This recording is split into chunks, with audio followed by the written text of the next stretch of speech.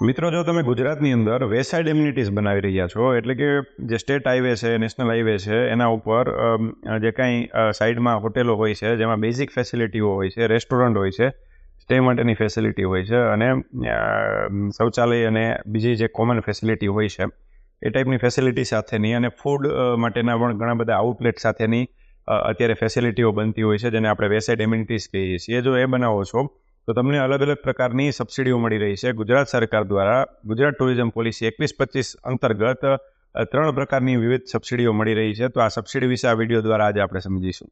આ વેસાઇડ એમ્યુનિટીઝમાં minimum capital investment જે છે એ 50 લાખથી વધારેનું હોવું જોઈએ, અને ખાસ કરીને મિનિસ્ટ્રી ઓફ ટુરિઝમ ભારત સરકાર દ્વારા એ પ્રમાણિત હોવું જોઈએ.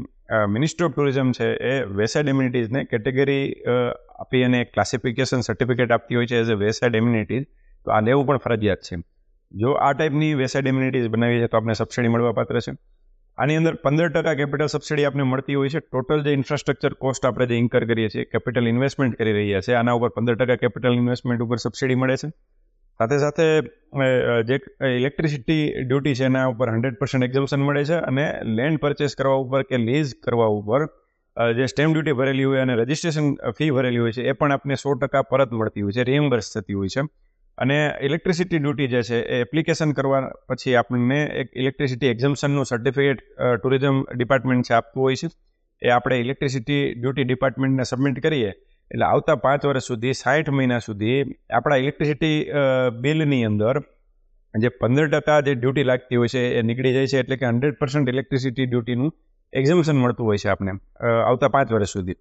અને આ સિવાયની એક ખાસ ગ્રીન સર્ટિફિકેટ જે આપણે લેતા હોઈએ છીએ બિલ્ડિંગ બનાવવા માટે, સસ્ટેનેબલ ટુરિઝમનું સર્ટિફિકેટ લેતા હોઈએ છીએ. નામાંકિત એજન્સીઓ દ્વારા આપણે સર્ટિફિકેટ લેતા હોઈએ છીએ. આ સર્ટિફિકેટ લેવા ઉપર પણ આપણે અલગ અલગ પ્રકારની જે સબસિડી મળતી હોય છે.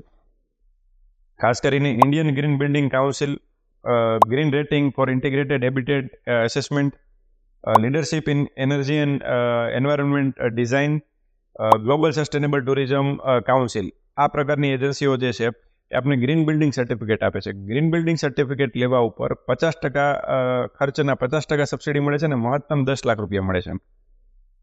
ટુરિઝમ સસ્ટેનેબલ ટુરિઝમ સર્ટિફિકેટ લેવા ઉપર આપણે 50% ખર્ચના અને મહત્તમ 5 લાખ રૂપિયા જેવી સબસિડી મળતી હોય છે. તો આ કુલ મિલાવીને 3 સબસિડી આપણે મળતી હોય છે વેસાઇડ એમ્યુનિટીઝ બનાવવા ઉપર. ખાસ કરીને આ જે વેસાઇડ એમ્યુનિટીઝ છે એ ઓપરેટિવ પીરિયડની અંદર બનાવવી પડતી હોય છે. એટલે કે 1 જાન્યુઆરી 2021 થી 31 ડિસેમ્બર 2025ની વચ્ચે આ પીરિયડની અંદર બનાવવાની થતી હોય છે. અને જ્યારે આ પ્રોજેક્ટ છે 1 જાન્યુઆરી 2021 પહેલાં શરૂ થયેલો હોય તો 1 જાન્યુઆરી 2021 પછીના બધા ખર્ચ ઉપર જ સબસિડી મળવા પાત્ર થશે. અને આ જે પીરિયડ છે એ પૂરો થાય, તમારું વેસાઇડ એમ્યુનિટીઝનું કામ પૂર્ણ થાય અને આપણે એ ફેસિલિટી શરૂ કરીએ, ફર્સ્ટ સેલ્સ બિલ બની એના 6 મહિનાની અંદર આપણે સબસિડી માટે અરજી કરવાની થતી હોય છે. અને જો આ પ્રોજેક્ટ છે એ 100 કરોડથી 250 કરોડની વચારેનો ઇન્વેસ્ટમેન્ટનું પ્રોજેક્ટ હોય એવા કેસમાં 6 મહિના એક્સટેન્શન મળતું હોય છે આપણે. 250 કરોડથી 500 કરોડ સુધીના પ્રોજેક્ટમાં 12 મહિનાનું એક્સટેન્શન મળે, અને 500 કરોડ ઉપરના પ્રોજેક્ટની અંદર 18 મહિનાનું એક્સટેન્શન મળતું હોય છે સબસિડી પ્રોજેક્ટ શરૂ કરવાનો અને સબસિડીની એપ્લિકેશન કરવા માટેનું. તો ખાસ કરીને જે સબસિડી જે છે એ ટુરિઝમ પોલિસી 21-25 અંતર્ગત મળતી હોય છે. તો ગુજરાત સરકારની બીજી કોઈ પણ પોલિસી અંતર્ગત આપણે આ બીજી સબસિડીનો લાભ ના લઈ શકીએ. ખાસ આપણે જે ટોટલ સબસિડી અમાઉન્ટ છે ટોટલ ઇન્વેસ્ટમેન્ટથી વધારે ના થાય એ પણ ધ્યાન રાખવું પડતું હોય છે. અને આપણે ગુજરાત ટુરિઝમ સાથે રજિસ્ટર પણ થવું પડતું હોય છે. આપણો પ્રોજેક્ટ છે રજિસ્ટર કરવો પડતો હોય છે. તો આવી રીતે ગુજરાત સરકારની અને ભારત સરકારની વિવિધ અલગ અલગ પ્રકારની યોજનાઓ જે છે એના અંતર્ગત સબસિડીનો લાભ વધુ લોકો સુધી પહોંચે, આવા હેતુથી આપણે આ વિડીયોના મારફતે આપને માહિતી આપી રહીએ છીએ. આપ પણ આપણા ગ્રુપ સર્કલમાં, મિત્ર વર્તુળમાં જે ટુરિઝમ સાથે જોડાયેલા છે એવા લોકોને આ વિડીયો ખાસ શેર કરો, અને વધુમાં વધુ લોકો આ ટાઈપની વેસાઇડ એમ્યુનિટીઝ કે કોઈ પણ ટુરિઝમ યુનિટ બનાવે છે અને સબસિડીનો લાભ લે એવા આપણા જે ઉમદા હેતુમાં સહભાગી બનો. એ સાથે આપનો ખૂબ ખૂબ આભાર. હું રાજેશ સવનિયા, એડ્રોડ કોર્પોરેશન.